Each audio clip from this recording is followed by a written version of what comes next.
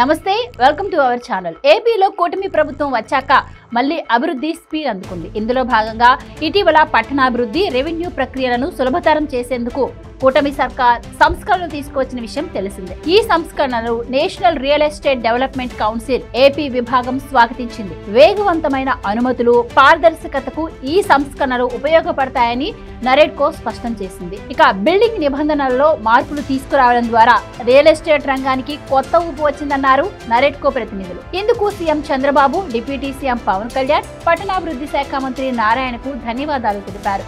గతంలో ఇసుక పాలసీతో ఎంతో నష్టపోయిన నిర్మాణ రంగం కూటమి సర్కార్ తీసుకువచ్చిన ఉచిత ఇసుక పాలసీతో పుంజుకుందన్నారు. ఏపీ ప్రభుత్వ నిర్ణయాలను ఇతర రాష్ట్రాలు కూడా అమలు చేసేందుకు ముందుకు రావడం సంతోషకరమన్నారు నరేడ్కో ప్రతినిధులు. రోడ్డు కనీస వెడల్పును 40 నుంచి 30 అడుగులకు తగ్గించడం వల్ల అనధికారిక లేఅవుట్ల నియంత్రణ ఈజీ అవుతుందన్నారు. ప్రత్యేక పార్కింగ్ ను అనుమతించడం వల్ల ఆర్థిక భారం తగ్గుతుందన్నారు. ఇక వైసీపీ హయాంలో జగన్ తీసుకున్న నిర్ణయాల కారణంగా ఏపీలో నిర్మాణ రంగం పడకేసింది. దాదాపు 5 ఏళ్ల పాటు ఎలాంటి అభివృద్ధి లేక పనులు ఎక్కడికక్కడ ఆగిపోయాయి. వేలాది మంది కార్మికులు సరైన ఉపాధి లేక ఇబ్బందులు పడ్డారు. అయితే కూటమి ప్రభుత్వం అధికారంలోకి వచ్చాక రియల్ ఎస్టేట్ రంగం ఊపందుకుంది. అమరావతి పనులు సైతం పట్టాలెక్కడంతో అందరూ మళ్లీ రాజధాని ప్రాంతంలో భూములు కొనేందుకు ముందుకొస్తున్నారు. అమరావతికి 3 వంతెనల ప్రతిపాదన, inner ring road, bypass road పూర్తి చేయడంతో మళ్లీ రాజధాని ప్రాంతంలో రియల్ ఎస్టేట్ రంగం ఊపందుకుంది. Please subscribe to Leo news